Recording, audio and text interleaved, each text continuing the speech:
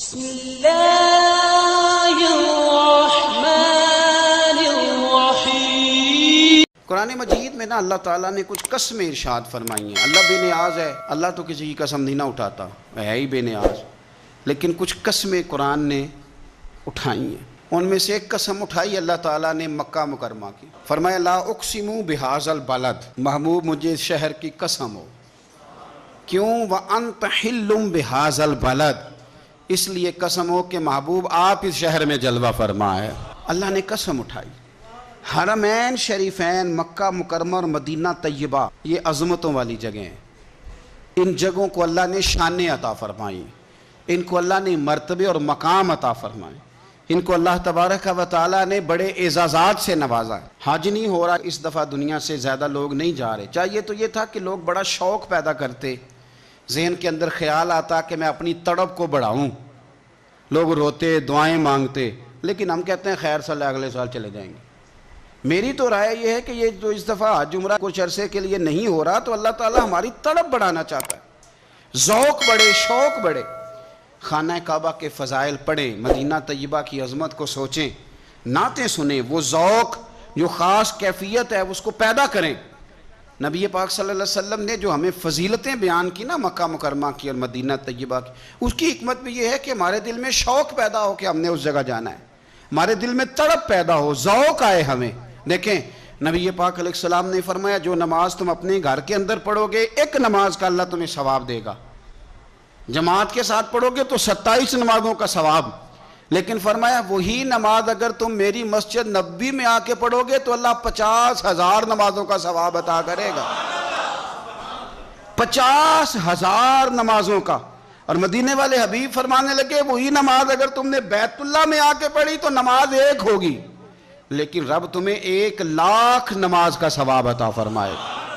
اب یہ فضیلت حضور نے بیان کی، فضیلت دیکھیں، اللہ تعالیٰ کی رحمتیں ہر جگہ برستی، یہاں کب برسیں گی ہمیں کوئی پتہ نہیں، تقریر کے وقت، خطبے کے وقت، نماز کے وقت، دعا کب برسیں گی نہیں پتہ، لیکن خانہ کعبہ کا جو معاملہ ہے اور وہاں جو رحمت کا معاملہ ہے، ملا رومی فرماتے ہیں کہ خدا کی رحمت اگر تجھے اتنی مل جائے نا قطرے کے برابر بھی، تو سمجھ لے تیری دنیا بھی بن گئی اور تیری آخرت بھی بن گئی۔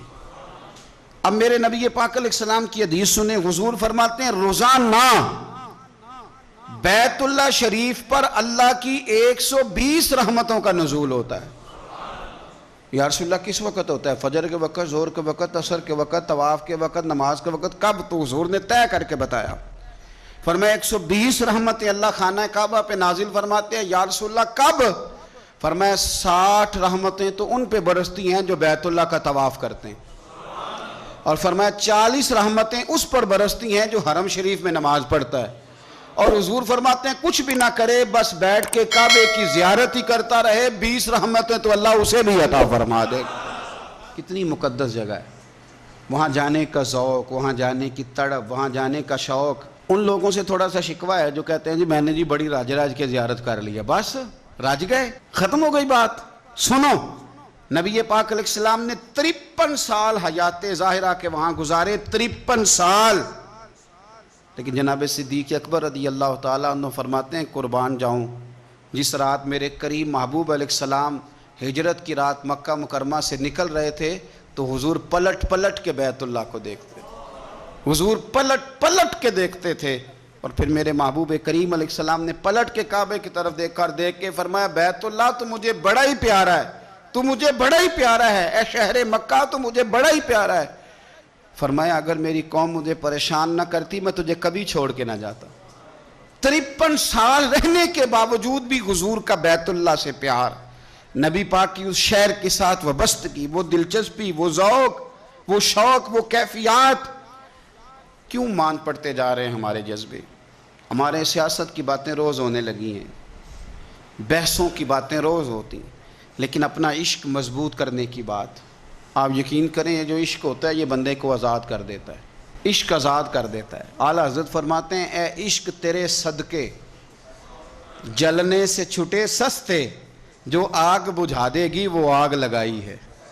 اور علامہ اقبال کہنے لگے، اقبال سمجھاتے ہیں، وہ کہتے ہیں بجھی عشق کی آگ اندھیر ہے، اب مسلمان نہیں اب خاک کا ڈھیر ہے، کہتے ہیں بغیر عشق کے نا کوئی کام بھی، نماز بھی بغیر عشق کے پڑھی جاتی ہے تو کوئی مزہ ہی نہیں دیتی، بندے کہتے ہیں دل ہی نہیں لگتا۔ پیری مریدی ہے بغیر عشق کے، ایسی رسم ہی ہے، ٹھیک ہے گزارا چل رہا ہے۔ قرآن شریف کی تلاوت ہے تو بغیر عشق کے کیسے کیفیات چلیں گی؟ اللہ رسول کے ساتھ پیار ہے تو کوئی دلچسپی نہیں، کوئی شوق نہیں۔ آپ یقین کریں کچھ بندوں پہ بندے کو تڑپ آ جاتی ہے، شوق آ جاتا ہے، یار اس کو کیسے نکالیں، یہ کس طرح کا پیار کرتا ہے، آ کے بیٹھا رہتا ہے، چپ کر کے بیٹھا رہتا ہے، کہتا ہے جی کوئی کام نہیں، بس 10 منٹ ملنا ہے۔ بندے کو اس بندے پر ویسے ہی پیار آ جاتا ہے۔ کچھ ایسے سنگی ہوتے ہیں جو آستانوں پہ 10 چکر لگا کے آتے ہیں، شکوہ نہیں کرتے کہ میں 100 دفعہ بھی آیا ہوں، فلانے حضرت ملے نہیں۔ وہ وارفتگی ہے، وہ شوق ہے ہمارا۔ جب تک اللہ رسول کے ساتھ رشتہ عشق کا تھا، پیار کا تھا، ذوق کا تھا، درد کا تھا، خلوص کا تھا، آپ یقین کریں طبیعتیں جمی ہوئی تھی۔